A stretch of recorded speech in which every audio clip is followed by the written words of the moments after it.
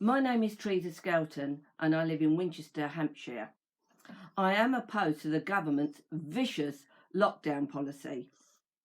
No evidence shows that there is any deadly disease on the loose that could vaguely justify such measures. The public hysteria brought about by official propaganda needs to be opposed. The Thursday night clapping ritual is a psychological trick used to line up a panicking population behind a policy of destroying the economy and taking all our rights away. I have been turning out at my house to show my opposition. I have been loudly and publicly stating the facts as I know them to my neighbours. In response, the local press describes how many of these have come out in force in a bid to silence me. Turkeys voting for an early Christmas, or what? Hello everyone, this is the street where it's all happening. Good evening. Now, Ingrid everybody, I'd like to thank Ingrid across the road for her letter that she put in my post this morning. Thank you, Ingrid. At last somebody is expressing a view which opens the way for some sort of a debate, which I welcome. I will respond, Ingrid, by the Hampshire Chronicle. I can see you there snapping away. Ingrid is quite right that people should not feel imprisoned in their homes. The reason that so many have accepted house arrest is that they have believed the official propaganda and have become hysterical with fear. There is no evidence that any fear of life actually exists. As Caroline, my neighbour, has just said, 109, didn't you, Caroline? 109 have survived it. We should know by now that the government does not care about our well-being. We know also that they don't tell the truth. Let's be honest about the NHS. The government has been solving it for years. They refused the nurses a pay rise back in December. Right now, nursing staff have been laid off because there is nothing for them to do. Nurses still on the ward have been doing silly TikTok dance routines. Some nurses better than TikTok dance routines. Other NHS workers on 0-hour contracts have been sent home without pay.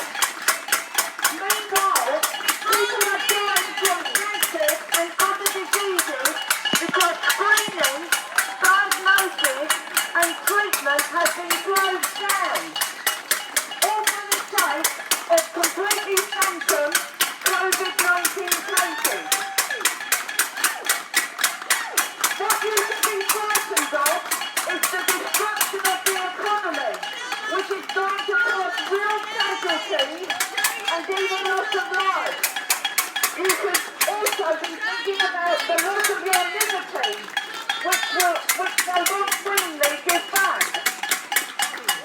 You are not going to like the new normal. Whilst you are looking yourselves up, they are planning a thorough control system to keep things down. Open your mind to the fact that there are two sides to the argument. Do your own research and that's why England, thank you for the letter, but I will be responding and I appreciate people putting that message on. Thank you. So do your own research. Thank you and good night.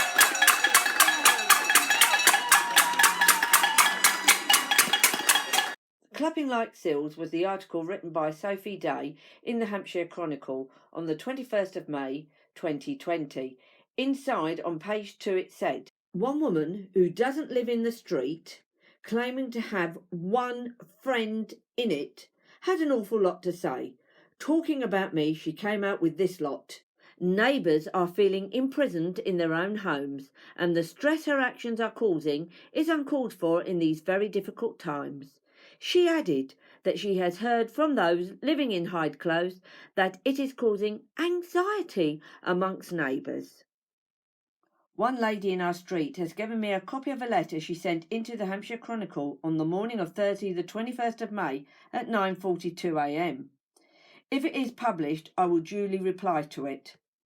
Hampshire Chronicle reporter Sophie Day, who came up to me as shown here and was present while I spoke from my front garden, failed to report that I actually thanked this neighbour.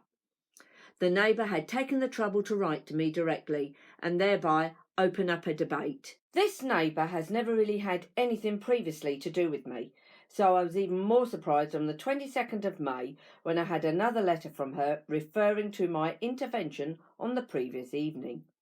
After all these weeks, she finally got to the crux, or an important part of it, and I quote, "However, I have picked up that you think we are being hypocritical by clapping for health workers while supporting a government that has consistently denied them a decent pay rise." These two ladies do not live in the street. They are related to the lady in the house they are standing outside. I don't question the right of all these people to do as they do, but perhaps they ought to be a bit careful about the company they are keeping.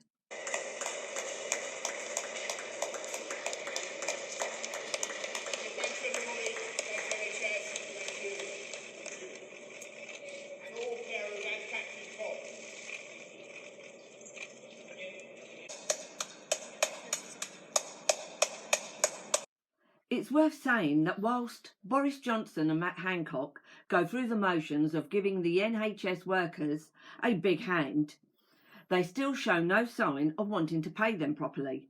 Said Hancock on the 7th of April, "Now is not the time to discuss a pay rise." And even loss of life. You could also... Going back to the article by Sophie Day, she states, residents also showed their support for those on the front line, with one neighbour coming into the middle of the street with a flag reading, "Thank you, NHS." Meanwhile, things with the NHS haven't been standing still. While we've been cringing at home, obsessing about an infection that not many people seem to get, let alone die of, the privatisation of the NHS has been roaring ahead. Under cover of lockup, Matt Hancock has struck a secret deal with US tech giants to deliver a COVID-19 data store. According to John Pilger, this will be the biggest, most sinister handover of personal NHS patient data to private firms ever. It isn't just the NHS. Whilst we are locked away in terror, with our knees knocking together, our eyes are off the ball.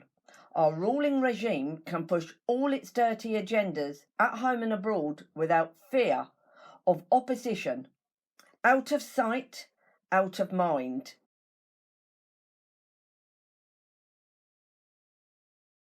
Not least, little Matt Hancock can't do enough for Bill Gates, the dodgy vaccine man. Snouts in the trillionaire's trough. Diagnosis and treatment has been closed down. The alleged COVID pandemic is not being given the big billing it's getting out of any official concern for our health. It's not about saving us from any virus, it's about controlling the population.